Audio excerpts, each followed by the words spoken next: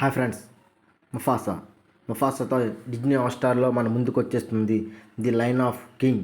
ఈ సినిమాని 2019లో Disney హాట్‌స్టార్లో release చేశారు.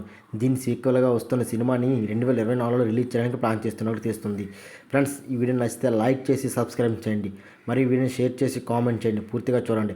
2019లో వచ్చిన ది లయన్ కింగ్ ఎంతటి బ్లాక్ బస్టర్ హిట్ అందుకుందో మనకు అందరికీ ప్రత్యేకంగా చెప్పనక్కర్లేదు.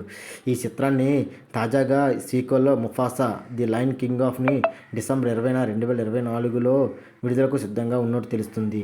దీన్ని వాయిస్కు super star Mahesh Babu Mufasa వాయిస్కు ఓనర్ అందిస్తున్నట్టుగా తెలుస్తుంది. మహేష్ బాబుతో పాటు కొంతమంది టాలీవుడ్ హీరోలు కూడా దీనికి అందిస్తున్నారు. అందులో హాస్య బ్రహ్మానందం పొన్బాగా తిరిగి వస్తున్నారు మరియు ఆలీ టయోని తిరిగి వస్తున్నాడు. ప్రముఖ టాలీవుడ్ నిర్మాణ సంస్థ డిజ్నీ హాట్‌స్టార్లో ముఫాసా ది లయన్ కింగ్ తాజాగా ఈ చిత్రాన్ని ట్రేజర్ని విడుదల చేసినట్టుగా తెలుస్తుంది. ఈ మేకర్స్ ఈ చిత్రాన్ని కూడా రిలీజ్ చేయడానికి క్రిస్మస్ కానుకగా డిసెంబర్ 20న రిలీజ్ చేస్తామని ఇప్పటికే అనౌన్స్ చేసినట్టుగా ఇప్పటికే మనకు తెలుస్తుంది. ఇది ఎలా ఉంటే, ఇందులో ముఫాసా తెలుగు పాత్రకు మహేష్ బాబు డబ్బింగ్ చెప్పారు.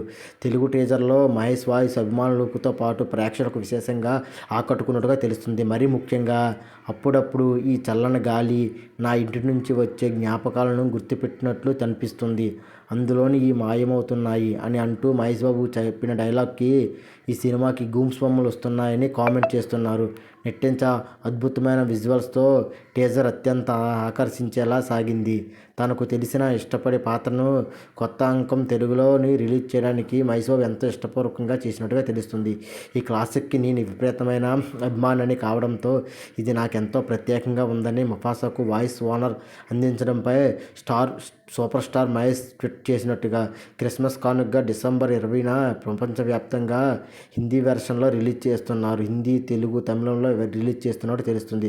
మరి హిందీ వెర్షన్లో ముఫాసా పాత్రకు షారుఖ్ ఖాన్, ముఫాసా చిన్నప్పటి పాత్రకు ఆయన తనయుడు అబ్రామ్ వాయిస్ ఓవరాల్గా అందించినట్టుగా తెలుస్తుంది.